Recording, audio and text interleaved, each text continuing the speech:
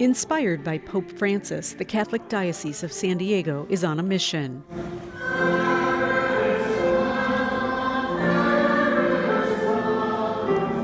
A mission to welcome more hearts and minds into parishes. Bishop Robert McElroy is at the forefront. How do we bring the gospel into families when there are great stresses, when they're fragmented, the challenges of single parents? How do we deal with those who have been divorced and feel alienated from the life of the church? How do we say to them, Christ is calling you and the church is calling you also to be part of us? Each of the 100 parishes in San Diego and Imperial counties has a representative at the table. Most are lay leaders.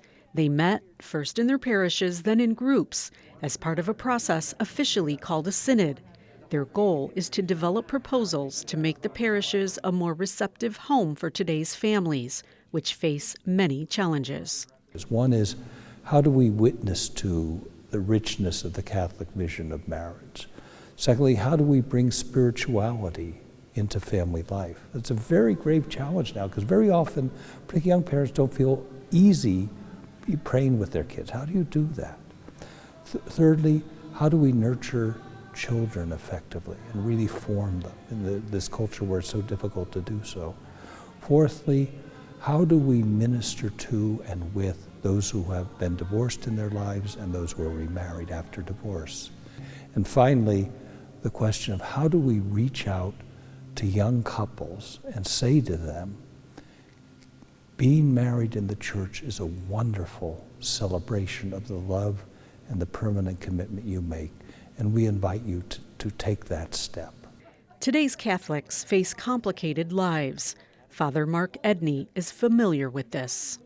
I had a person in our town hall, after it went on for about 2 hours, and after an hour and a half, she stood up and said, this is all very fine, but I was divorced because my husband left me, and I can tell you that for years, nobody spoke to me. Well, that was heartbreaking to hear, but good to hear, because it was a taboo about divorce and we couldn't talk about it. So one thing that may come out, I pray will come out of the Synod, is that people feel much more able to talk about the joys of marriage and also the difficulties. Other delegates, like college student Coraliz Munoz, are representing a younger generation of Catholics. So I'm just really honored to be, representing the young adults, because I feel like a lot of us are thirsting for that, relationship with God. She and other delegates listened to nearly 2,000 parishioners in dozens of listening sessions.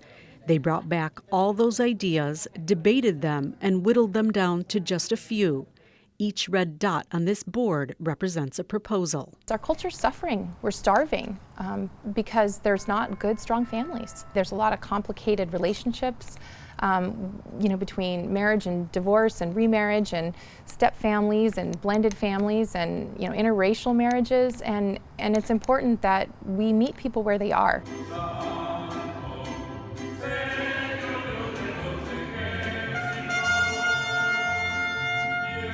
Add to that the multicultural makeup of Southern California. Vivian Toscano represents Our Lady of Guadalupe in Barrio Logan. At our parish, we have 7 masses on Sunday, and it's standing room only. It's exciting to see. It's exciting to see that in the Latino culture, to the people who come to our parish, to see how faithful they still are, no matter the things they have had to endure or had to focus, even just to get here. Their faith is still very much in God, and that's very relevant and very visible. And just like his disciples, they believe their work will bring positive change. What we're hoping for is, first of all, that the Synod will point us in the direction of bringing to bear, particularly at the parish level, making parishes magnets of family life, which speak to people's hearts and souls about what Christian family life can be and practical ways of accomplishing that.